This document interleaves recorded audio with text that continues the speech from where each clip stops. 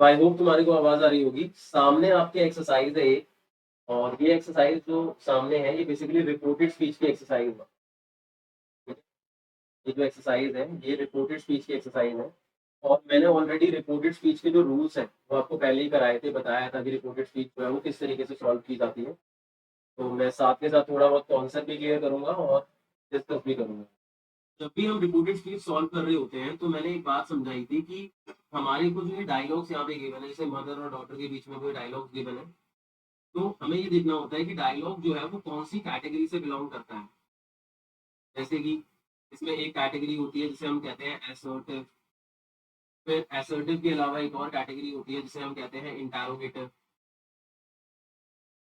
फिर एक कैटेगरी होती है जिसे हम कहते हैं इम्पेरेटिव। ये तीन मेन होती है। पता कैसे चलता है? असर्टिव वाली कैटेगरी में ये स्ट्रक्चर फॉलो होता है, subject plus helping verb plus verb plus object. Interrogative वाली कैटेगरी में क्वेश्चन मार्क आता है। और इम्पेरेटिव वाली कैटेगरी में पहले वर्ब आती है और वर्ब के बाद ऑब्जेक्ट आता है। ये हमारे को ध्यान रखना है। जैसे कि आप ये पहला वाला डायलॉग देखो जो मदर का है। मदर ने कहा है कि why are you looking so worried, कि तुम इतने वरिड क्यों लग रही हो। डॉट ने कहा है माय एग्जाम्स आर अप्रोचिंग। तो ये फर्स्ट वाला जो है ऑब्वियसली इंटरोगेटिव है। सेकंड वाले को देखेंगे तो ये असर्टिव है। तीसरा देखेंगे तो ये भी इंटरोगेटिव है। चौथा देखेंगे तो ये है नेक्स्ट मंथ। तो इसमें कुछ ज्यादा डायलॉग वायलॉग दिया नहीं है हमारे को। इसके बाद हमारे को तीन डैश दे रखे हैं यहाँ पे, एक ए दे रखा है, एक बी दे रखा है, सी दे रखा है। तो हमें क्या करना होता है रिपोर्टेड स्पीच में, ये जो कॉन्वर्सेशन चल रही है इसके जो डायलॉग्स हैं इनको हमारे को यहाँ रिपोर्टेड स्पीच में पैराग्राफ में फिल करना होता है। और मैंने इसका मीनिंग भी समझाया था कि रिपोर्टेड स्पीच का मकसद क्या होता है।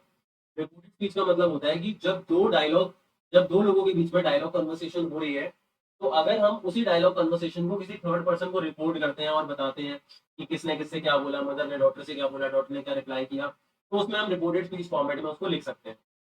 तो सबसे पहले हम देखते हैं ये असर्टिव वाला जो सेंटेंस है इसकी category. I am ready for that. ठीक है, मैं एक बार समझाता हूँ, ध्यान से देखना। मैंने ये समझाया था पहले भी एक बार कि जब भी हम असर्टिव वाले सेंटेंस की बात कर रहे होते हैं, तो असर्टिव कैटेगरी के अंदर हमारा सेंटेंस का फॉर्मेट क्या होता है। असर्टिव में सेंटेंस का फॉर्मेट होता है subject plus helping verb plus verb plus object, या फिर subject plus verb plus object. तो हमें क्या करना होता है, हमें जो डायलॉग है उस डायलॉग को चेंज करना होता है इसमें रिपोर्टेड स्पीच के अंदर। ध्यान से समझना, डायलॉग को हमें चेंज करना होता है रिपोर्टेड स्पीच में। तो जब हम डायलॉग को रिपोर्टेड स्पीच में चेंज करेंगे तो सबसे पहले आता है हमारा rule number one. Rule number one क्या होता है कि हम स्ट्रक्चर जो होता है उसका, उस पर ध्यान देंगे कि स्ट्रक्चर क्या सेंटेंस का चेंज होगा।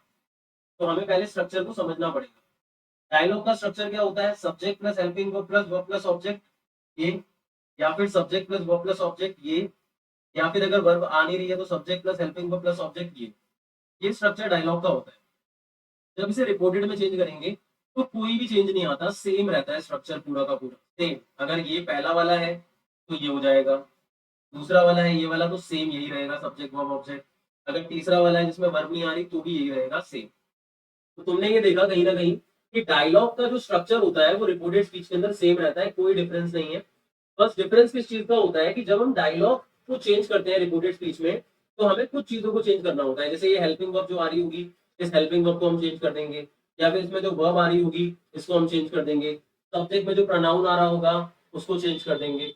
ये चीजें चेंज होती है। रही बात स्ट्रक्चर की, तो structure remain same. Assertive category की बात कर रहा हूँ यहाँ पे मैं, स्ट्रक्चर रिमेन्स सेम। ठीक है, अब एक बार देखो यहाँ पे ध्यान से।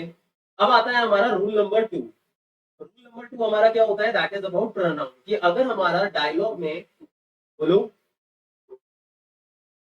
अभी मैं दिखा दूंगा तुम्हारे को, तुम कर लेना। हाँ, स्ट्रक्चर सेम रहेगा असर्टिव का। ठीक है,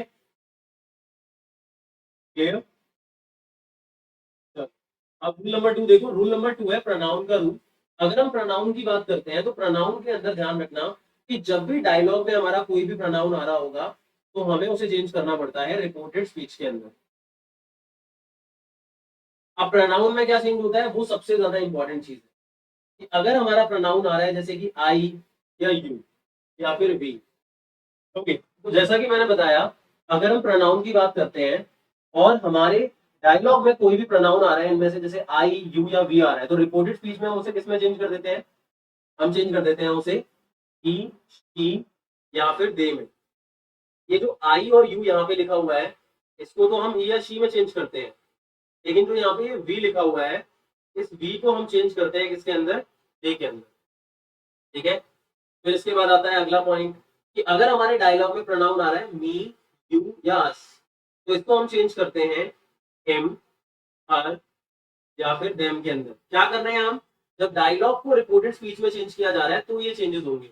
अब आप सोचोगे यहाँ तो यू को हम ही या शी में कर रहे हैं, यहाँ यू को हम हिम या हर में क्यों कर रहे हैं? क्योंकि ये वाला जो यू है, ये सब्जेक्ट कैटेगरी का यू है, और ये वाला जो यू है, ये ऑब्जेक्ट कैटेगरी का यू है नाउन में। फिर ऐसे ही एक और आता है माई, योर या आर। इसको जब हम चेंज करेंगे तो किसमें चेंज करते हैं? हिज, हर या फिर देयर में। इसके बाद आता है आपका माई सेल्फ, योर सेल्फ या फिर आर सेल्फ। तो इसको हम चेंज करते हैं हिमसेल्फ, हर सेल्फ या फिर देम सेल्फ। इसमें समझ में आ गई बात? तो ये सारे के सारे चेंजेस जो यहाँ पे लिखे गए हैं, ये किसके चेंजेस है? डायलॉग के चेंजेस है, रिपोर्टेड स्पीच में कन्वर्ट करते हुए जब हम प्रोनाउन को चेंज कर रहे हैं। सबसे पहला रूल स्ट्रक्चर का, कोई चेंज नहीं होगा। दूसरा रूल प्रोनाउन का, ये जो मैंने सामने चेंजेस लिखे हैं, ये सारे के सारे होंगे। यहाँ तक क्लियर हो गया? हाँ, ये सब चेंज होगा। ठीक है। मैं अभी क्वेश्चन सॉल्व कराऊंगा, इसीलिए मैं थोड़ा बैकग्राउंड में समझा रहा हूँ। तीसरा था हमारा रूल नंबर 3। तो रूल नंबर 3 था हमारा चेंज ऑफ टेंस। इसका मतलब अगर हमारा कोई भी टेंस आ रहा होगा तो उस टेंस को हमारे को चेंज करना होगा।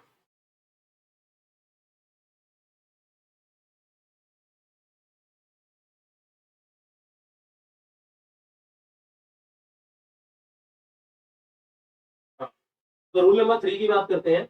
अब रूल नंबर 3 के अंदर हमारे टेंस चेंज होंगे। तो टेंस चेंज करने का मतलब है ये चेंजेस होंगे हमारे, कि अगर मान लो डायलॉग में कोई भी हेल्पिंग वर्ब आ रही है तो उसको हमारे को क्या करना है? रिपोर्टेड स्पीच के अंदर चेंज करना है। जैसे कि अगर हमारे डायलॉग में आ रहा है डू या डज, तो उसको हम किस में चेंज करेंगे? डेट। डायलॉग में आ रहा है इज एम आर, तो इज एम आर को चेंज करेंगे वॉज वर। डायलॉग में आ रहा है हैज हैव, तो it will be change into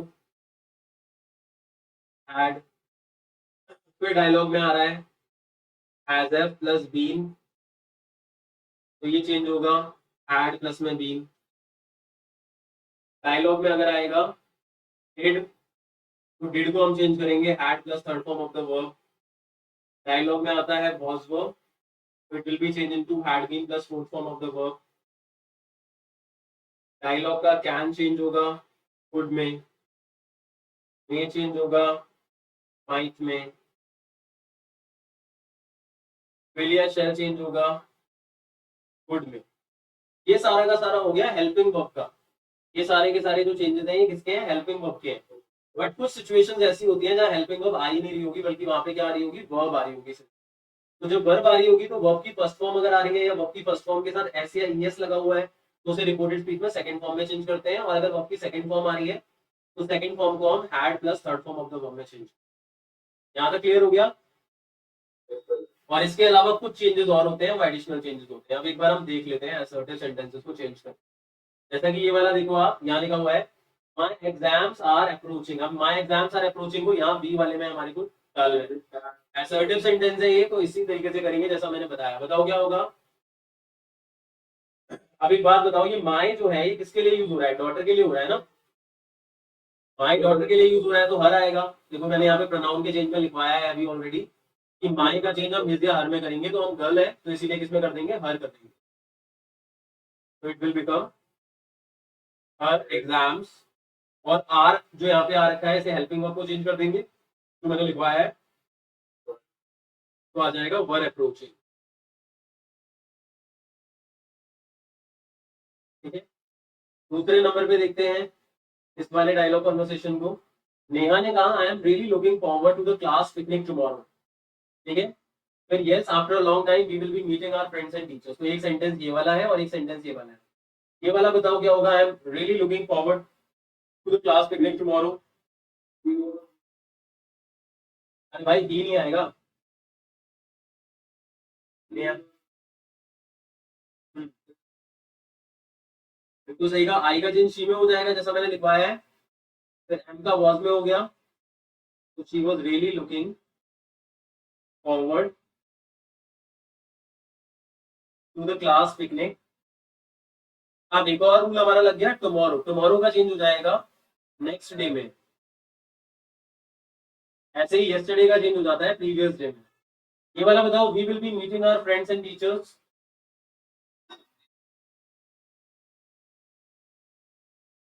हाँ, तो बी का चेंज हो जाएगा दे में, तो it will become, they will का हो जाएगा वुड बी मीटिंग, और आर का चेंज हो जाएगा देयर में, देयर फ्रेंड्स एंड टीचर्स। समझ में आया कैसे चेंज हो रहा है ये? इसी तरीके से बाकी सारे के सारे ये हो जाएंगे बहुत इजीली। ठीक है, अब इसके बाद बात करते हैं हम इंटरोगेटिव वाली कैटेगरी की। मैंने ऑलरेडी समझाया था, हमने यहाँ पे देखा एसर्टिव सेंटेंस के अंदर हमारा जो स्ट्रक्चर वाला पार्ट है, डायलॉग का जो स्ट्रक्चर है रिपोर्टेड स्पीच में चेंज नहीं हो रहा है, बस प्रोनाउन, हेल्पिंग वर्ब या वर्ब जो भी हमें चेंज करना होगा वो चेंज करना है। लेकिन अगर इसी जगह हम इंटरोगेटिव वाली कैटेगरी की बात करते हैं, if we talk about interrogative, तो इंटरोगेटिव में ऐसा बिल्कुल भी नहीं होता। इंटरोगेटिव वाली कैटेगरी के अंदर हमारा जो स्ट्रक्चर है वो चेंज हो जाता है, तो ये सबसे इंपॉर्टेंट पार्ट है, और इसी में सबसे ज्यादा गलतियां होती हैं। जब भी स्ट्रक्चर चेंज करने की बात होती है ना, तो वहां पे सबसे ज्यादा गलतियां हो रही होती है, और इसमें हमारे को बिल्कुल भी गलती नहीं करनी है। तो मैं समझा रहा हूँ, एक बार इसे देख लो। देखो, जब हम बात करते हैं इंटरोगेटिव वाले वर्जन की, जब हम बात करते हैं इंटरोगेटिव वाले वर्जन की, तो we have two categories, helping verb और डब्ल्यू एच। दो तरीके से सेंटेंस इंटरोगेटिव बनता है, हेल्पिंग वर्ब से और डब्ल्यू एच से। हेल्पिंग वर्ब से जो इंटरोगेटिव बनता है उसमें हेल्पिंग वर्ब आगे आ रही होती है, और डब्ल्यू एच में डब्ल्यू एच। तो हमें सेम तरीके से जाना है, डायलॉग को हम चेंज कर रहे हैं किसके अंदर, रिपोर्टेड स्पीच के अंदर, तो हमें ये पता होना चाहिए डायलॉग किस फॉर्मेट में आएगा। पहले हम हेल्पिंग वर्ब वाली कैटेगरी को देख लेते हैं। हेल्पिंग वर्ब वाली कैटेगरी के अंदर डायलॉग में पहले हेल्पिंग वर्ब आ रहा होता है, फिर सब्जेक्ट, फिर वर्ब, फिर ऑब्जेक्ट, फिर क्वेश्चन मार्क। तो जब हम इसे रिपोर्टेड स्पीच में चेंज करते हैं, तो हम पहले सब्जेक्ट लगा देते हैं, फिर हेल्पिंग वर्ब आ जाती है, और पॉजिटिव में आ जाता है सेंटेंस, और सेंटेंस के आगे हम इफ लगा देते हैं। ध्यान से देखो, यहाँ हेल्पिंग वर्ब और फिर सब्जेक्ट आ रहा है पहले, लेकिन जब रिपोर्टेड स्पीच में चेंज हुआ तो पहले सब्जेक्ट और फिर हेल्पिंग वर्ब, और सबसे आगे आ गया इफ। दूसरी कैटेगरी है डब्ल्यू एच वाली। डब्ल्यू एच वाली कैटेगरी के अंदर क्या होगा, डब्ल्यू एच में सबसे पहले डायलॉग वाले वर्जन में आता है डब्ल्यू एच, फिर helping verb, subject, verb, object, question mark. Same यही वाली कैटेगरी है, बस आगे डब्ल्यू एच लग रहा है। जब इसको रिपोर्टेड स्पीच में चेंज करेंगे, तो देखो यहाँ हेल्पिंग वर्ब में पहले इफ लगा रहे थे, लेकिन इसमें ऐसा नहीं है। सेम जो डब्ल्यू एच आगे आ रहा होगा वही आगे आएगा, बस ये चीज चेंज हो जाएगी। हेल्पिंग वर्ब के बाद सब्जेक्ट आ रहा है यहाँ, लेकिन यहाँ सेम इसी तरह subject plus helping verb plus object plus full stop आ जाएगा। समझ में आ गई बात? एग्जाम्पल के लिए मान लेते हैं, यहाँ मैंने लिखा did he not help, question mark. अब मुझे ये देखना पड़ेगा कि ये सेंटेंस किससे इंटरोगेटिव बन रहा है, क्वेश्चन मार्क आ रहा है तो इंटरोगेटिव तो है। अब ये हेल्पिंग वर्ब से बन रहा है, डेटा आगे आ गया, तो ये स्ट्रक्चर है, इसको चेंज करेंगे इसमें, तो आगे इफ आएगा, फिर इफ के बाद सब्जेक्ट आएगा, सब्जेक्ट क्या है, शी का चेंज नहीं होता प्रोनाउन में, तो सेम रहेगा शी। फिर हेल्पिंग वर्ब आएगी, तो डेड का चेंज हम किसमें करते हैं, देखो टेंस वाले रूल के अंदर ऑलरेडी लिखवाया हुआ है, डेड का change had plus third form के अंदर होता है। देखा तो है, ये रहा, डेड का change had plus third form के अंदर होता है। लिखेंगे इफ शी हैड नॉट, फिर वर्ब की थर्ड फॉर्म आ जाएगी हेल्प, और यू का चेंज हो जाएगा हिम के अंदर, क्योंकि ऑब्जेक्ट है, हिम या के अंदर। समझ में आ गई बात? अब इसी रूल के हिसाब से, अब इंटरोगेटिव में ध्यान रखना स्ट्रक्चर चेंज हो गया, और प्रोनाउन वाला जो रूल असर्टिव में था वो सेम रूल यूज होगा। इसके अलावा जो टेंस या हेल्पिंग वर्ब या वर्ब वाला जो रूल मैंने करवाया है वो सेम इंटरोगेटिव में भी यूज होगा, तो हमें ध्यान रखना है। अब करके देखो इसे, पहला वाला सेंटेंस देखो, why are you looking so worried, इसका चेंज क्या होगा,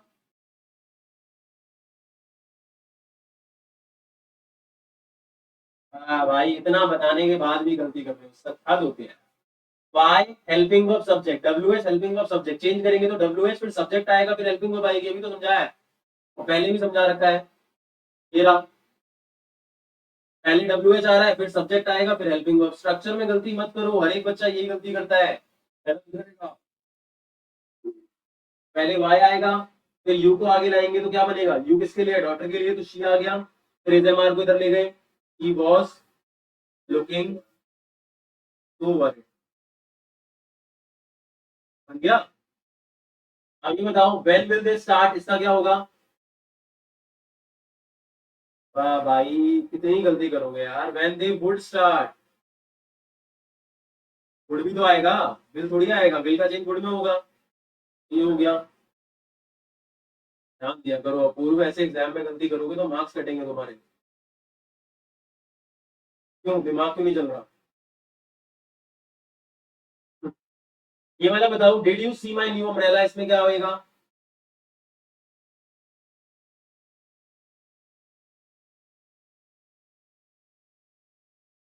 हाँ ना ना ना ना ना, हाँ हो सकता है, हो सकता है, लेकिन यहाँ पे डिड का change had plus third form में होता है ना, तो हम क्या करेंगे, if he had seen, और मैरी लड़की है, हर,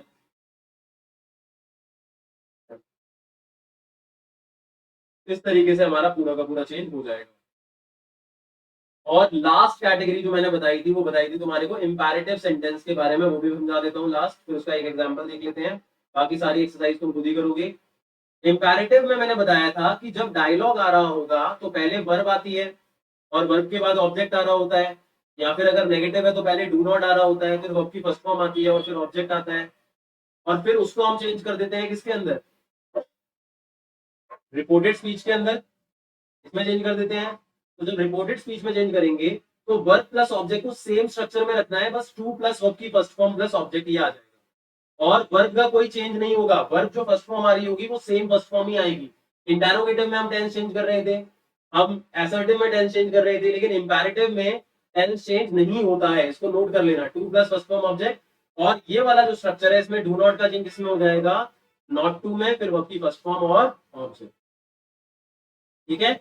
और प्रोनाउन का जो चेंज है वो वैसे का वैसा ही रहेगा, तो बता रखा है। जैसे करके देखते हैं, अगर कोई सेंटेंस दे रखा है देख लेते हैं।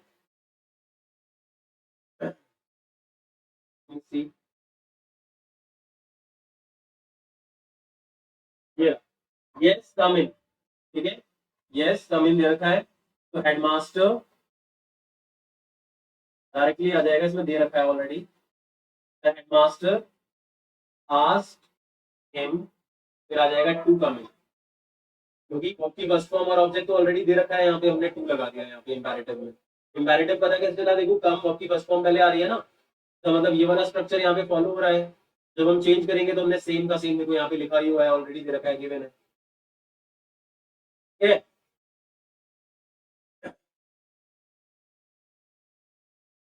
समझ में आ गई यहाँ पे बात। अगर मान लो यहाँ पे लिखा हुआ है डू नॉट फॉलो मी, तो क्या होगा इसका, हाँ क्या होगा इसका, है यार तुम्हारे को इतना बताने के बावजूद भी गलती करते हो, मैं तो सर दर्द हो जाएगा। मी का हिम में भी तो होगा। तो ये हो गया तुम्हारा रिपोर्टेड स्पीच का टॉपिक, आई होप तुम्हारे को ये टॉपिक समझ में आया।